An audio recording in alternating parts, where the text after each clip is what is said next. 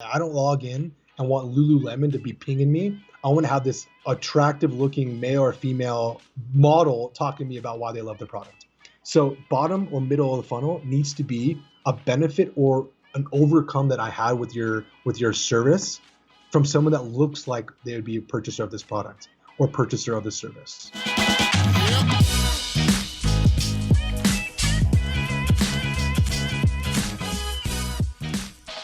Hey guys, Nathan Chan here, CEO and publisher of Foundr magazine. Welcome back to another Foundr interview.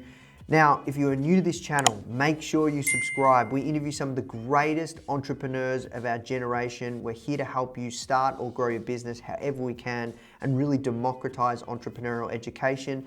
Make sure you also give us a thumbs up for this video so the YouTube algorithm can find our videos. We need more views, we need more subscribers, we need more people part of this community. And also, if you have any questions at all, please leave a comment below. We write back to every single question.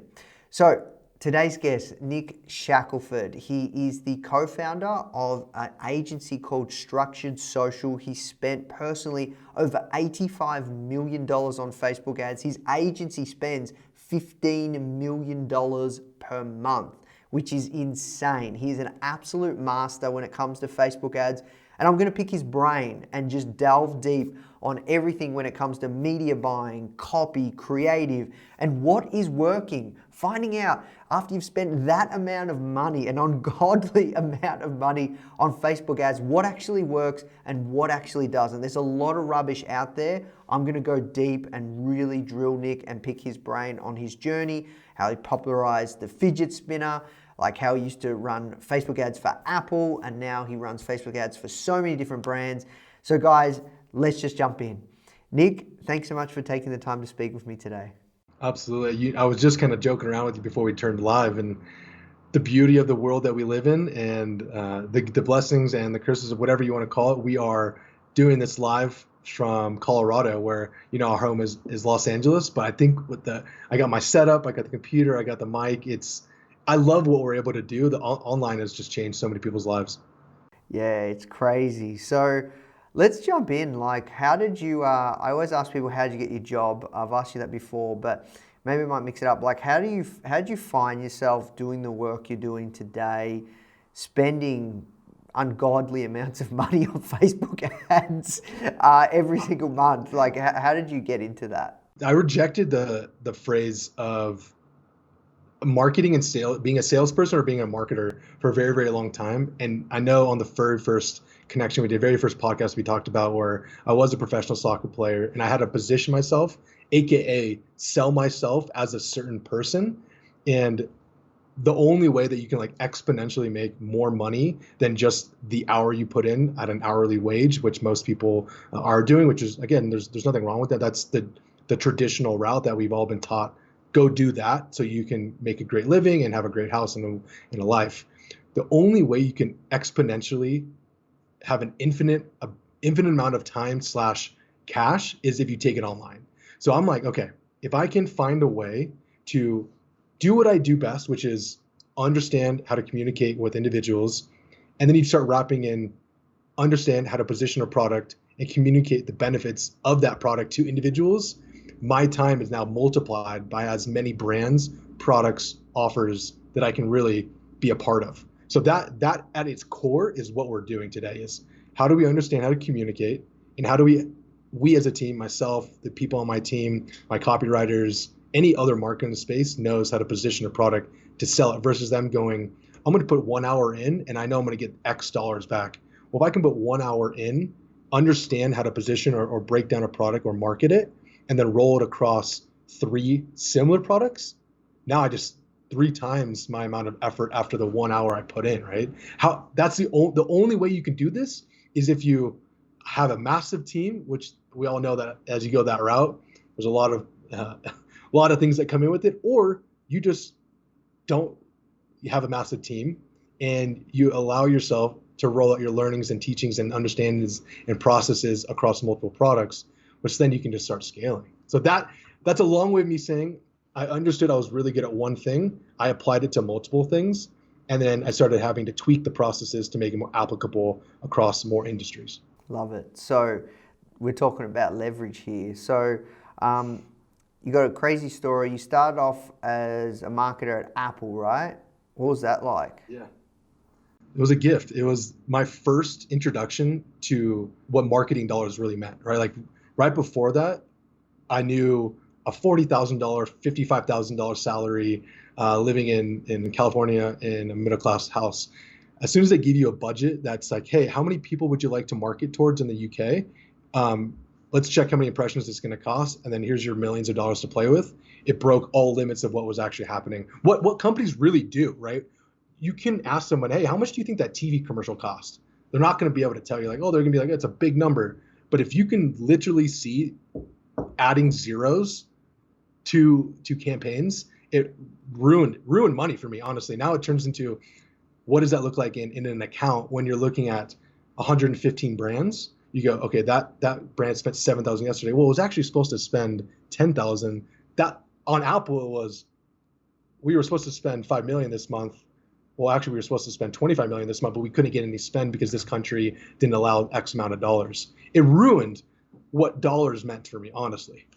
Yeah, wow. So how much like were you spending at Apple when it comes to media buying? Were you running just Facebook ads, or are you running everything, right? No, so we were only running Facebook ads, so I can only speak to the major campaigns we were part of.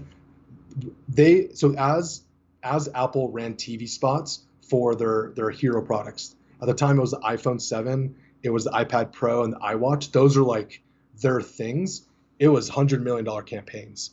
Now, I myself wasn't the person going like, thank you for that 100. It was, you're in charge of APAC, you got North America, you got South America. Like budgets were chopped.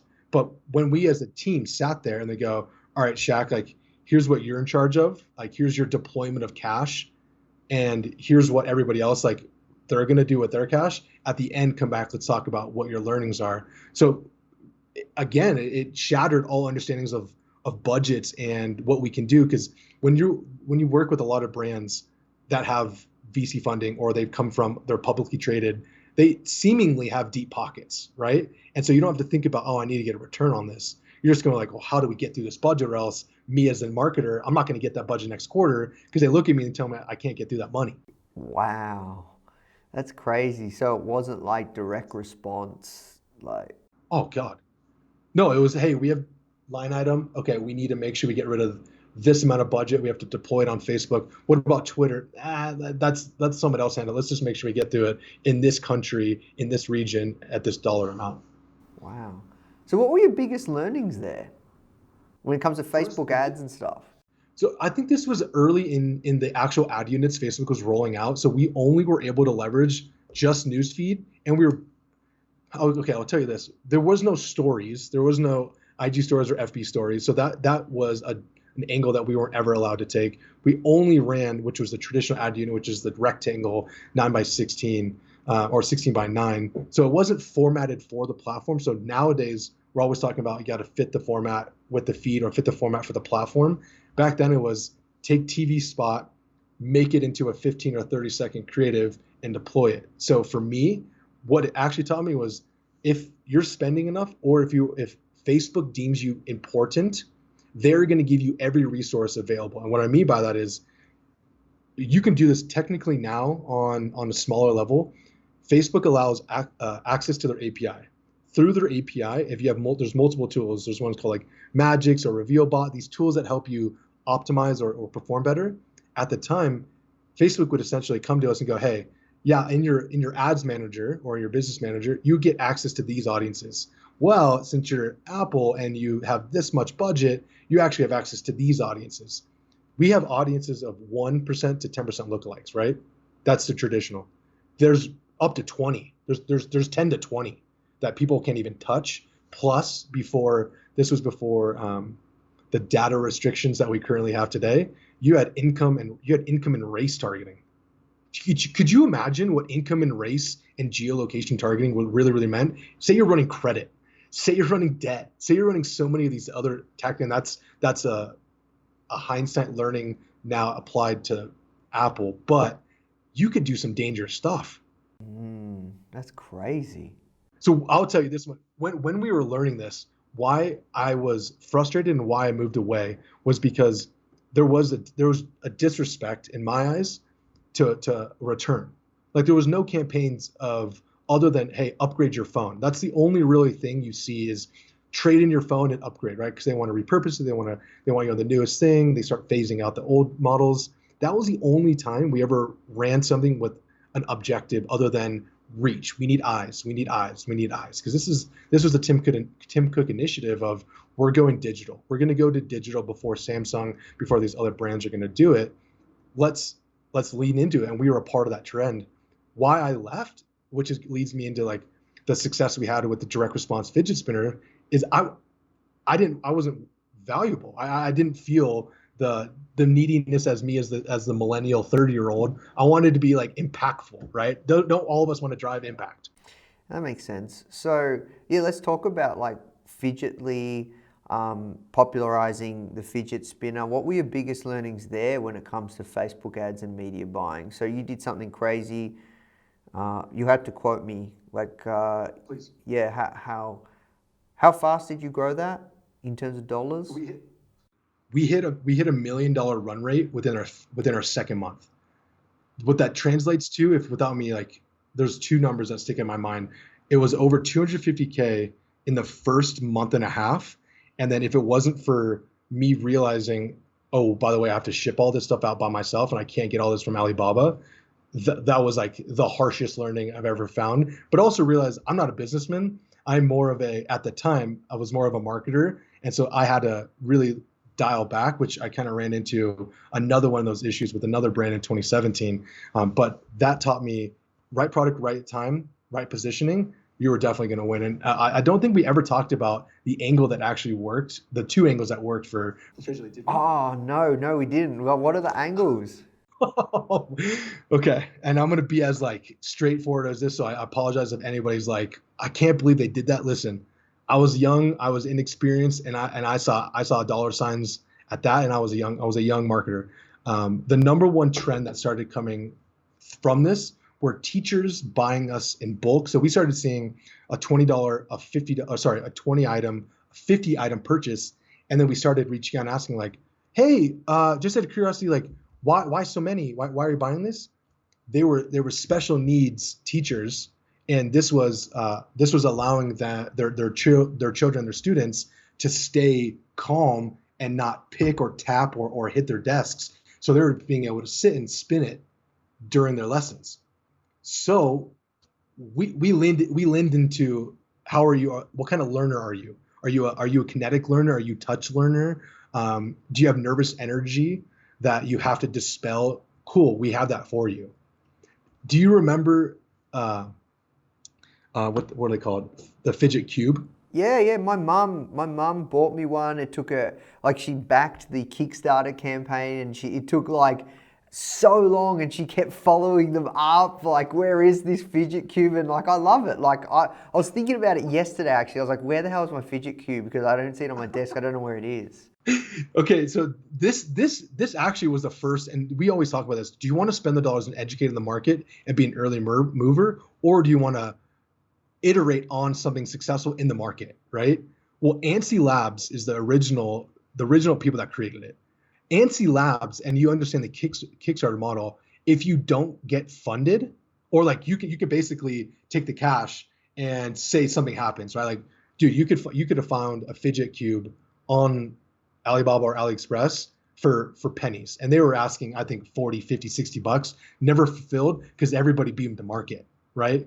So I'm seeing this, I'm like, oh my gosh, this is unbelievable. Like, you don't have to go that. Kickstarter is a beautiful platform. It really does build an audience.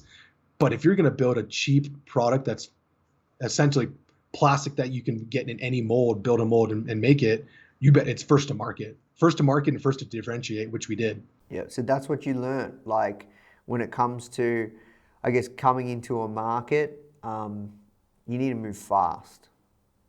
Like something like that. It's moving fast. Yeah, absolutely. It's moving fast and it's being different. Like, there's a reason why we were fidgetlies. Like, we were fidgetly fidget spinners versus being, I'm a fidget spinner, right? That was everywhere. Everybody in the store was fidget spinner, fidget spinner, fidget spinner. But we just put a name brand on it. We let the market do itself, and they started commenting, "This isn't a fidgetly." Like, no, this is a fidgetly. And they people were going, no, this has a different cap. This is a different color. These bearings are not ABEX 7s. This is a ceramic. Like, oh, it got really interesting. How did you, so you popularized the fidget spinner, but how did you know that it was going to be a trending product? Was it because you ran some ads and you just saw extremely low CPAs and it was taking like wildfire and then you scaled like the crap out of it? Or like, how did that come about? I think most people will relate to this. As soon as because after Fidgetly, I went towards a really aggressive learning of just media buying and how to crack winning products with drop shipping products, and I loved it. Up to you on that. That was a wild time. But as soon as Fidgetly touched an ad in Facebook, and we started seeing $1, $2, $3, $4 conversions, I called Jake. I was like, "You need to get as many of these as possible because there's no way that this is real." And we're looking at the numbers. I'm like, that's a $25 purchase. That's a $2 conversion. Like, dude, keep going. All we had were mainly 3 ads. We had the one angle talking about to the teachers doing bulk purchases. We had an influencer at the time, which was a muscle guy who had a lot of following. He did a wall squat with a big Bosu ball. I don't know if you know what those are. It's like a core stability. He sat on a wall. He put one of the weights on his chest and he spun the fidget spinner. And he goes, "I'm going to wall sit. And as it's going right here, I'm going to wall sit as long as this fidget spinner is going to spin." And so what we did, we challenged everybody, like, how long can you get that spin to go for? And that in itself was like, oh, that's what happened with the yo-yo. The yo-yo took off because they started running tricks. I'm like, okay, we need to have a Fidgetly Pro team of kids like throwing around. You should see, there's this one individual that I remember. He used to send us in the coolest stuff. He'd be like pulling it out of the air, and then I was like, what is he doing? Throwing it around, catching on finger. People in itself, which is kind of like, I don't know what they used to call it. They were these sticks that you like play back and forth with, or you'd throw a big rolling cylinder and you do tricks with it. So we tried to make it a trend in terms of a game or in terms of who can collect them, because as you get popularized, kind of like Pokemon and Yu-Gi-Oh, as it's making a resurgence right now, it turns into a collector's item, limited edition colorway, limited edition play. It's the things that aren't so different now that we all know as like, oh yeah, let's limited edition or collab, or we were doing that just before people understand, oh, that was a marketing tactic. Interesting. So it sounds like you guys were going the drop shipping route and trying different products, and you saw the fidget spinner just go. Yeah, we lost. I wouldn't say we lost quickly, but to the time it was a good amount of cash. I think it was just under about 30,000, just under 30K on the hovering boards. Ah, yes, yeah. So do you remember the main reasons why the hovering boards were an issue? And I'll update you if you don't.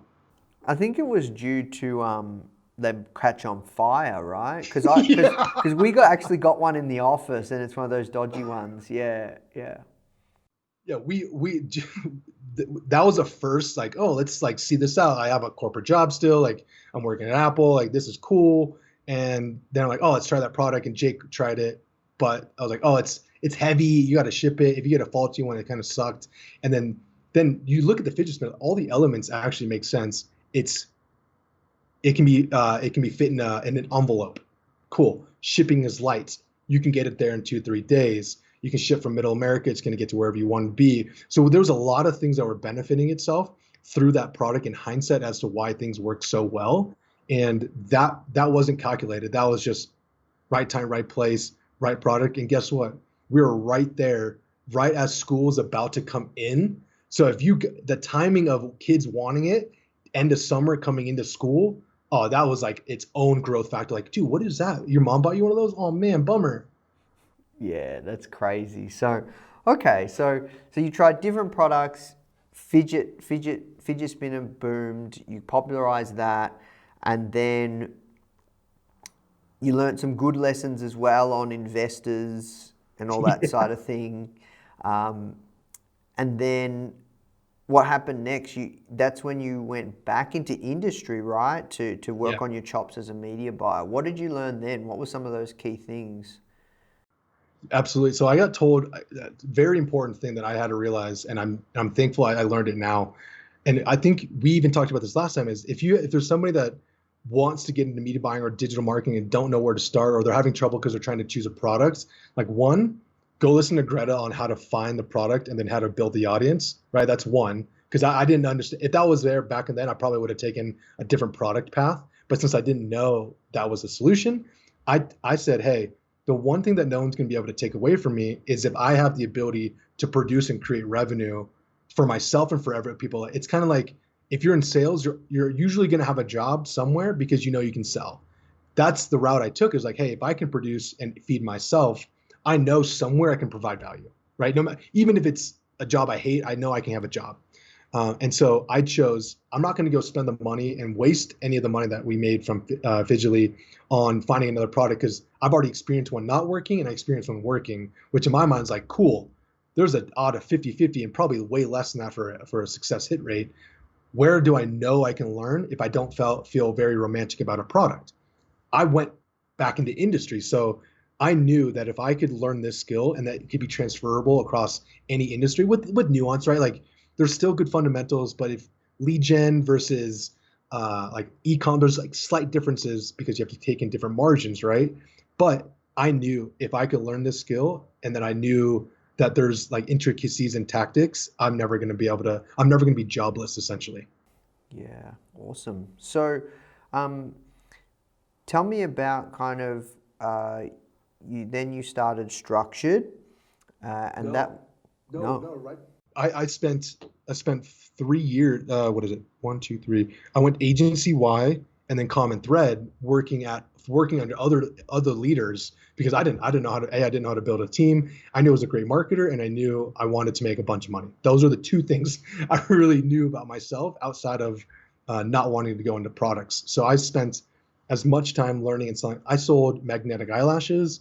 I think I've done a couple million on magnetic eyelashes, electric flame light bulbs, uh, dog grooming, dog grooming brushes, vanity mirrors, makeup brush cleaner, teeth whitening, charcoal masks. You just go if you were to share a list of like, have you sold this? Of like that, because at the time you didn't have to buy anything. You can just drop ship and make money, and they didn't really care. And so I was having the clients go, "Hey Nick, try this product." I was like, "Hey, good. Hey, crack that. That's 50. What's the next product?" And that is where I was like, "Okay, here's my media buying skills. Here's my positioning skills. Here's my copywriting skills. Okay, but I'm not selling anything I actually believe in. I actually want to start selling branded products, which is the difference between having a sustainable business that's replicable versus having a flash in the pan, make some cash, and you're on to the next thing." So after that, we got into building Structure, where I realized I can market, I know how to lead a team, and now like let's see if I can put my Shack spin on it. love it. So, um, you've been building Structured for a while now. You have over 50 people around that, right? Around 50 people, which is crazy.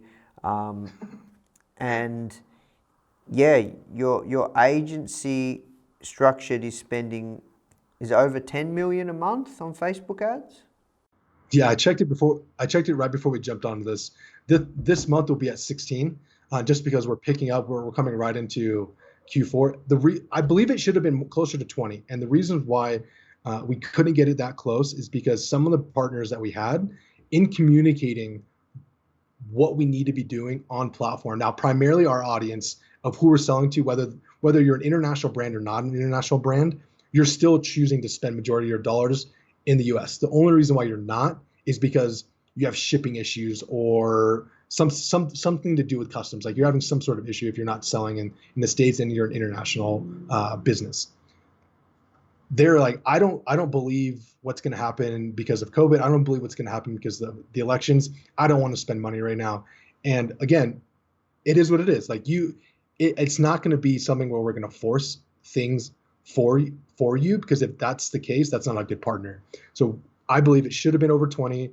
We're going to be just underneath it, but it's because right now brands are turning their Black Friday offers on now, and we're just trying to spend in to build the audience, because I'd rather be ahead and know what our sell-through rate's going to be, so that if we do have to turn things down when it gets crazy during those major days, those specific days that everybody's planning for, I'd rather take that and be like, cool, we didn't have to wait for these major moments. We spread across our predictability of sales across these 3 weeks, 4 weeks, versus aggressive spikes on customer service, on fulfillment within 4 to 5 days, right? Yeah, wow. Okay, interesting. So, yeah, you guys are spending a lot of money. You've spent personally, that's Yeah. just your agency, you've spent personally over 85 million personally on Facebook ads. So, I'd love to talk about kind of biggest lessons learned, like really delving deep on like spending that amount of money. What are some of your biggest lessons learned? You talked about media buying, you talked about copywriting, and you talked about positioning, and then probably mine might be creative as well. If we could delve on each of those, that would be awesome. Let's start with like media buying. Like, what are some of the biggest lessons that you've learnt on media buying? We're in Christmas time, so I'm gonna tell you what the star is right now. If we talk, I'm gonna give you the tree, okay? So if I would tell you that golden star at the top, that is confidence. I would say the confidence in a media buyer is the number one thing, or confidence in a marketer. If you're in charge of money and large amounts of money, you have to have some sort of confidence and belief in yourself, because and it really splinters down the confidence to be like, hey, I know how to allocate this budget. I know who my target is. I know what my campaigns are. I know what I should be doing. That's a confidence, and understanding all your numbers and understanding all the positioning. So that's at the top, right? That's what we get. But the foundation beneath it is what we're alluding to right now. Is what is the biggest thing I learned? If you don't have a process or a way of planning before all your campaigns go live, or all your just content that you create, or for your positioning for the copywriting goes live, you're already losing, because as soon as something starts to work or not work, you don't know where to go back and fix it. You know, it's like the leaky bucket, where every hole you fill, you have another one that's kind of just leaking more water. If you don't know where that's going to start, and especially in media buying, if you don't have ways to track back, okay, I chose these audiences with this creative and this amount of budget, something here didn't work, or something did work. How do you double down, or how do you stop it? That to me is the number one thing I learned. Is you have to plan your media. You have to have the confidence to execute the media and stick with the data, and allow the data to tell yourself. We all have this like subjective bias, which why we do our naming conventions in our accounts, to not be specific to a lot of the angles, because there's sometimes where you look at, you're like, oh, I want this one to run a little bit longer because I think it's going to work. I don't care what you think. I want you to tell me what the numbers are going to tell you. Like, should that run or should that not run? Right? Like that's hard stop. Like, you don't have to think about it any deeper. So on a media buying level, you have to have the confidence, you have to have your plan, and you have to understand the metrics that you need to make decisions upon. What was your second one? So MGD. All day. So MGD is like, you just got to make good decisions. You know what I mean? Making good decisions allows you to be confident. The confident allows you to have all the decision making second nature. Because if you're hunting in accounts and you're looking through your dashboards and you're going like, why is this working? I don't know, guys. What should we do? That confidence, because usually you're not media buying by yourself. You have somebody else you're communicating with, whether it's client, whether it's your creative partner, whether it's anybody else on your team. If they look at you as the person driving the ship with the dollars, and you're the one turning it on and off, and you don't have the confidence, everybody else doesn't have the confidence. Biggest lessons on media buying is having a framework to make good Yeah. decisions, and then also knowing your unit economics and just getting really, really clear on what that is, and then just sticking to that. What about when it comes to like, lookalikes, when it comes to retargeting versus prospecting? What are your learnings there? Okay, so I know what you're trying to get at right here.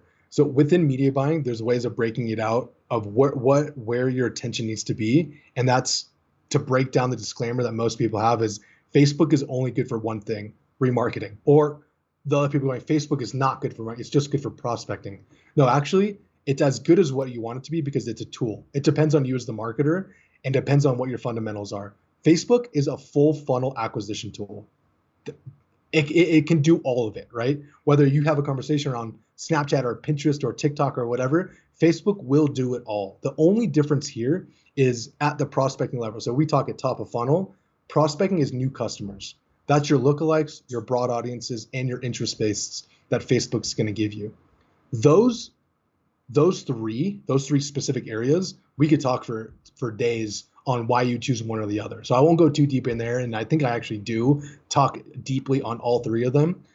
But at that core level, those are broad. Those are new customers. We'll want them to raise their hand. As they move further and they start interacting with you, maybe clicked around, saved an ad, that's your re-engagement level of, okay, maybe we need to provide them some benefits. Maybe we need to let them understand why they're going to buy my product, why they're going to take my service. That's what we have at the middle of the funnel. And then we get to the bottom. What's your offer? How much urgency are you putting into them? Is there any FOMO associated? Why are they going to say no, right? I don't care. I assume everybody wants to say yes, but why are they going to say no? Let's go figure that one out. Got you. So what about copywriting? What have been some of your biggest lessons that you could share? Like, is copy more important than the creative video or image, or is it video and image more important than the copy? Okay, so I'm going to answer this two different ways because I know I'm going to get tons of hate on this from all of you traditional marketers. I believe, and all the evidence that I have to show this and the tests that we've done, creative, as in the actual image video thing, is more important than the copy. Okay, I said it. But to get to good creative and get the good assets and images, it starts with copy and storyboarding. Yep, and testing the copy angles. Yeah. It feeds itself, right? I don't want to, if we were to say, what in this ad unit is the reason why people are going to click, they're going to look at the creative, and then from the creative, they're going to move to the comments. Maybe they're going to go read the story. Comments for me is actually, I observed this when I was with my partner, Shanice. I watch how she's interacting with ads, and I implore you to ask your lady, just watch how they go through ads. I'm like, what? Did you read anything? She's like, no, I just go right to the comments. I'm like, why? Because like I get all my answers in the comments. And I go, duh, like what am I create conversation? Then that turns into this slippery slope of like, should your customer service team be educated enough to sell your product? I love that topic. It's a great topic. But the engagement on which now Facebook, I don't know if no one knows this. I know we're getting a little all over the place on this, but Facebook now gives you, and Instagram, the ability to pin comments on ads and posts. Huge win. That's a secret. Okay. Pro tip anyways. So on copywriting is going to give you the storyboard to begin your testing. In the actual ad unit itself, majority of the testing that's going to be most important for us is on the actual creative itself. And when it comes to, okay, because yeah, we see this at Foundr, right? Like we actually see that the copy is important from working out the creative image or video angles to, you know, what is going to get that person's attention, or that pattern interrupt when they're scrolling on the news feed, or the story that comes out of them. So it's that hook, it's that angle, it's that crazy thing or whatever that is, and then, you know, understanding the benefits, So when it comes to copywriting, do you have a formula that people can follow when it comes to writing copy? Is it better to go long form, or is it better to go short form? From all your testing, all your experience? Okay, the easiest framework that we use, we don't have one where it's like, what is your template? I don't have a full template that I'd be able to hand out on copy. I would say it's less fluff and more benefit driven on selling a physical product. If you can sell a physical product highlighted around the benefits of it or the solutions of it, then that in itself is a framework, right? And then it's up to us to, okay, are we listing this as bullets? Are we listing these benefits as testimonials? Are we listing this benefit as a story? If it's a product that is easily understood, as in a hat or glasses, and it isn't such a unique selling proposition within it that doesn't need explanation, you can get away, and you're probably better off of presenting exactly what it's going to do for you. Now, say you have a larger ticket item and you're selling a truck, okay? You can have that truck. Why is that truck different? Okay, it's got X horsepower, it's got X this, But actually, the reason why it's different is because it is a hydrogen specific truck. Why is hydrogen important? Because it's the future. Why is it the future? Here's your story.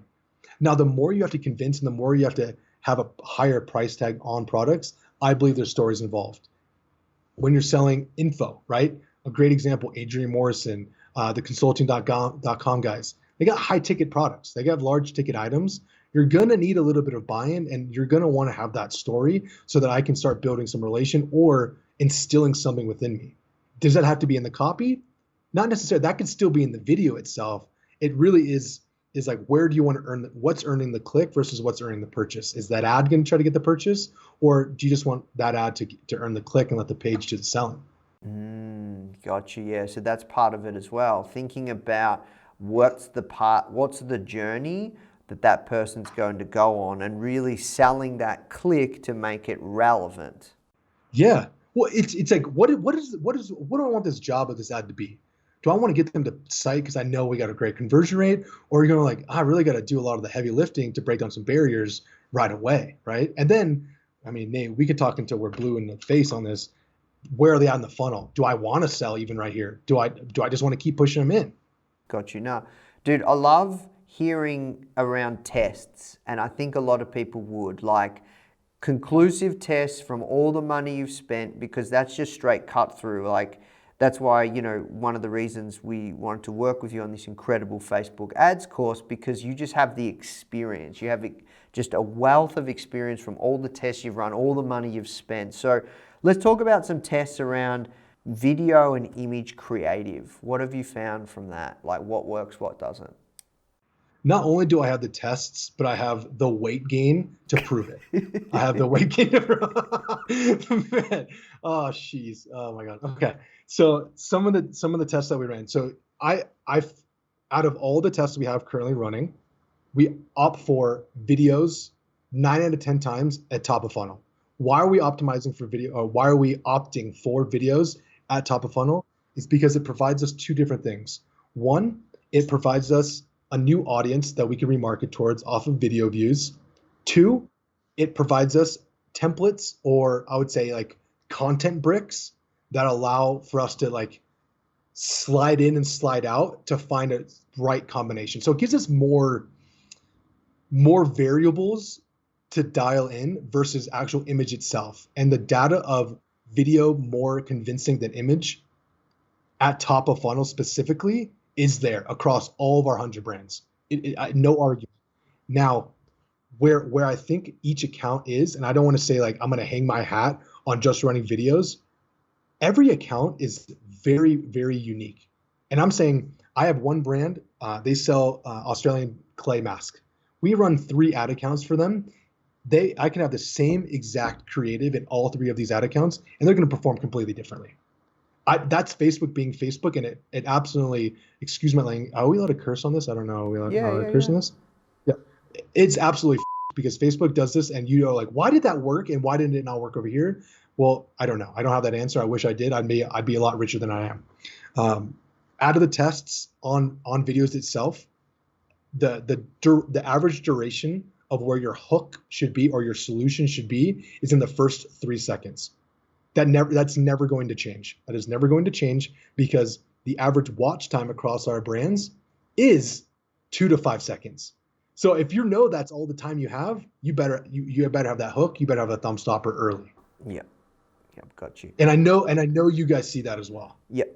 So you've found from your experience, videos perform better than creative when it comes to prospecting, cold traffic, and it's all about the hook of getting that person's attention, and it gives you more variability to remarket to that cold traffic as well and build that retargeting pool. Oh, it sounds so much sexier when you say it than me. That's all good. So when it comes to creative for bottom of funnel, what is it, video or is it image, and what kind of things do people need to be thinking about? Like, do you have any just guaranteed home run stuff? Like, let's just say put stars in the headline, 5 stars. Like, I know they say you shouldn't do that, but anything like that? Yeah, we used to actually do it all the time until Facebook started like banning and deleting our ads. They actually are so frowned upon on putting 5 stars in the actual. We used to use as the headline, right? Right there, 5 stars, 4 to 9. The rating, we give ourselves a 4 out of 9 rating, or 4.9 out of 5 rating. That is frowned upon. The biggest win for us. Okay, so let's talk industry specific. If we're going SaaS or a product that takes selling, a video of a specific pain point from a customer, someone that might look like their customer, is the most impactful ad unit you can absolutely run. This upfront, just human, very natural, very human, because at the end of the day, this is a human to human platform. I want to see that, right? I don't log in and want Lululemon to be pinging me. I want to have this attractive looking male or female model talking to me about why they love the product. So bottom or middle of the funnel needs to be a benefit or an overcome that I had with your service from someone that looks like they would be a purchaser of this product or purchaser of this service. Now, what we can do to get away with this, or if you don't have the ability to create a video, it's the image with a quote of the solve that product or service just did. Because what is happening right now in 2020, 2021, I'm sure, is like the creation of AI weird human faces that they're not even real people. It's just like that person looks kind of real. It's not even real. Yeah, it's Isn't crazy. that wild? Yeah. So when it comes to these kind of, objection handling videos or images or whatever that is, do you find that the non-polished ones, like just selfie, works best, or actually, professional in the studio, camera, like what works best? So I think you have to take into consideration your AOV. You have to take in the value of your product. If you are, because you're not going to have Rolex and you're not going to have Apple roll something out that's like it might look user produced, but I guarantee you they're looking like they're holding some sort of other camera that's very high end and then shooting it at a very high quality. So I would look at where is your product and what is the cost of that product, and can you afford to come across as not put together, a little bit more organic? Can you afford to do that? I think if you are not as romantic about your brand and understand that you are in acquisition mode, you should go as raw as you possibly can. Some people, that rawness, it's to a degree, right? Like, would you as founder go absolutely raw where there's like stuttering or there's like some sort of cut through or the transition isn't clean? You probably wouldn't let that go live. No, and we want to take our ads to a whole nother level. Like I was talking to Charlie, like we need to take them to a whole nother level and make them more on brand. You know what I mean? So yeah, there's a bit that needs to be done there. So I would tell you that argument, like, yeah, I would like it to be as raw as possible, but that raw meter, it's dependent on where do you want your product to be? Okay, so creative, bottom of funnel. It could be video, could be image, but what the big focus has to be is around objection handling and also, can you handle those objections with customer success stories or, product experience, etc. I will give you this major win that we just started texting. I'm sorry to cut you off. Yeah, please tell me. So we're starting to use a split screen ad unit, and I wish I would pull it up right now, but it's essentially it's the testimonial of the person or the founder talking about the actual product itself. And then on the right side, a very nice graphic of the product or a nice product or POW product on white or product on color, just showing what it looks like. So it's them talking and doing the experience, but then right away you're keeping the product in frame the entire time. This has worked for years for us. And it's because I can see what the product is. I'm seeing it in use.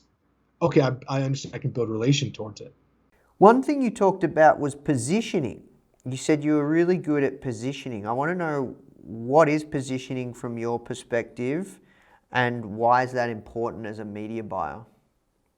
I think it's not even just a media buyer. I think it's us as marketers. So positioning is which life force that is being talked about is this product tapping into? What unconsciousness of the consumer is this product going to be? So I know that was very, very convoluted. Let me go into it. Every product, service is going to provide some sort of solution, or there's a benefit towards it, or else why am I going to buy it? Some of these benefits are to make us more desirable. That is a position of how do I make, by you having this product, by me having a leather AirPod case, how does this make me look towards the opposite sex or towards my peers? That is a positioning of raising my self-worth. Then there's another position of a product if it's going to make sure that it's going to make my life easier and I'm going to live a little bit better. That is positioning of comfortability. That's the positioning of, hey, by getting this product, I'm actually elevating. So that money I'm spending that I may or may not have, that's okay because I'm buying comfort and I can afford to do that, and that's going to make me feel good. Next is this a product that's going to make somebody else feel good?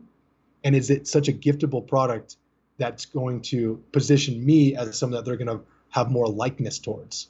That's another way of building position. There's these thought works and these frameworks of the unconsciousness of consumers that we don't even know why we do what we do, but we're going to choose it. For instance, we have this beautiful mic I have in front. I have the AirPods in, but I know that this sounds better, and I want that to happen because I want the quality of the product to be here. That is why we bought this, or that is why we're using this right now.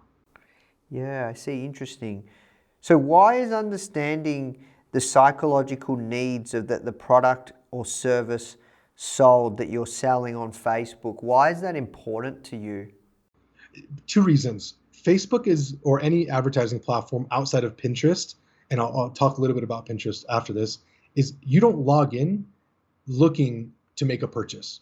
Unless you've been scouring the internet somewhere, you're not really logging into this platform to do that. So you have to have something that speaks, that provokes some sort of emotion, or else you're wasting advertising dollars because it's just taking up an ad space. It's just taking up a position. So every ad, whether you're in top, middle, bottom of funnel, has to have the intention of stopping the feed. How are you stopping the feed? With some sort of powerful transition, with some sort of powerful statement, with some sort of agitation of this problem for your solution of your product, right? If you're not, you didn't think enough about your product. You didn't think enough about this funnel. I see.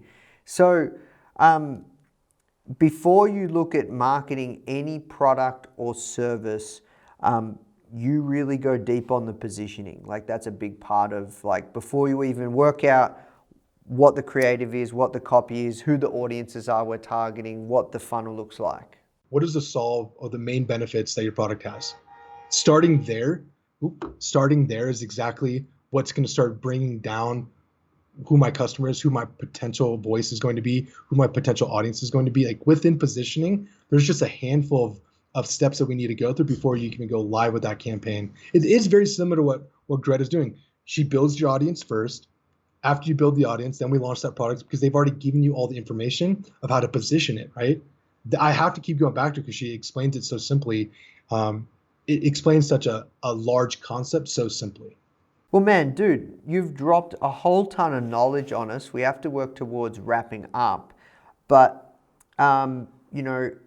really, I really appreciate you taking the time and just walking us through the key elements of media buying and running Facebook ads that convert, and the things that you need to be thinking about, and all the lessons that you've learned from spending just a ridiculous amount of money. Really excited that we've partnered with you on this incredible course around how to run successful Facebook ads.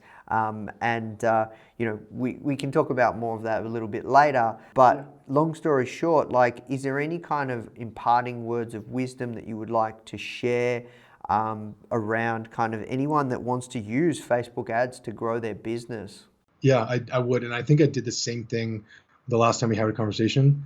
You have to, any agency, any marketer you hire, any freelancer, we are mouthpieces and we are microphones. You are the voice of your brand. You are the voice of your product. If you don't know the levers to pull, no one's going to solve that for you. Like, they can collaborate with you. They can sit there with you. They can help you come to realizations, but all of the positioning and the product is going to come from you, the owner, or you, the entrepreneur, right? Don't look at someone as to be like, oh, they've had success, they're going to find success for me. They might have systems, they might have processes, but you have to come to the table with like, hey, I know this is the direction we need to go, and here's the research we've done. I'm going to partner with that. Second, and that's on the product side, and that's on the service side, that's on the understanding your business side.